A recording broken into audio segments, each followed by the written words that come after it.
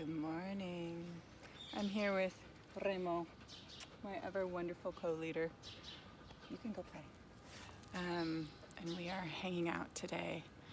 This rainy day, which is sometimes really nice.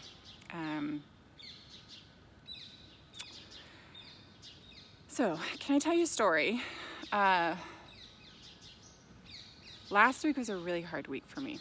It was a week that was full of lots of ups and downs,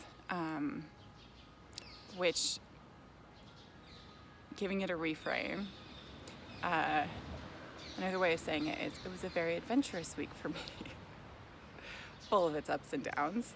There was a lot of learning there. And I've had a lot of people ever since then, wonderful people, send me messages asking if I'm okay, which has been wonderful and lovely. And it's prompted me to think about how we define okayness in our society. At least for me, how I defined okayness for a really long time. So for a really long time,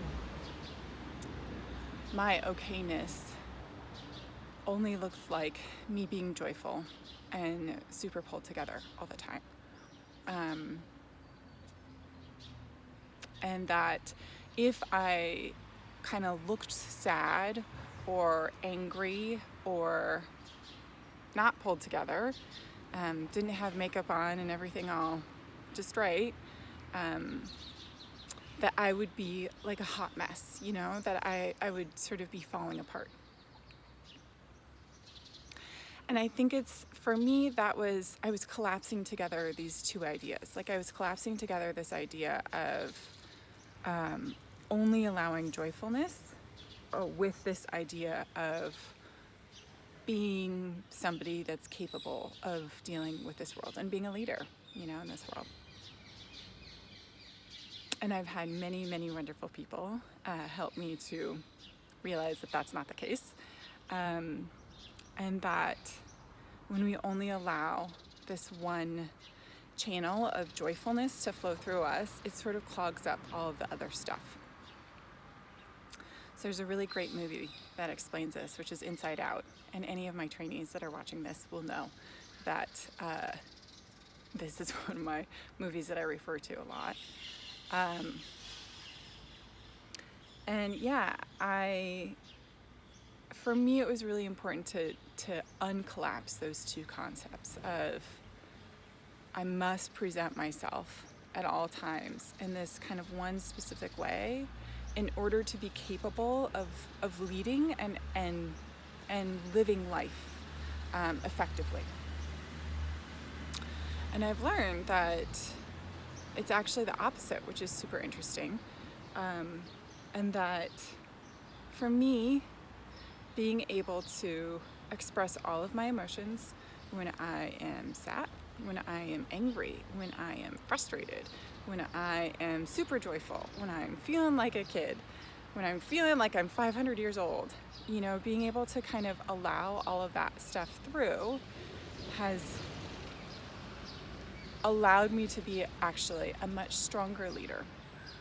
And even expressing it has allowed me to be a much stronger leader too, which is, I think, it's fascinating. It's been a fascinating learning for me. And one of the things that I needed to do in order to realize those emotions that were there is I needed self-care.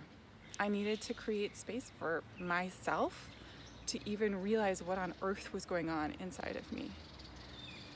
So this is why I wake up every morning at 5 and I start off the day with 2 hours of quiet reading and journaling, and then an hour with Remo, sometimes kids, running. I mean, that's 3 hours by myself in the morning. And I spend an hour midday by myself as well. And I try to do it at night too. And I think that this is it's become a really, really important thing for me in order to grow in my leadership. So an expert modifier here on this is using the phrase, "Are you well?" when you ask people that. because I think it collapses out that idea of okayness and brings it to this place where open conversations are possible. All right. I send you all so much love for this week. Let's go on another adventure together. I'll see you tomorrow. Bye-bye.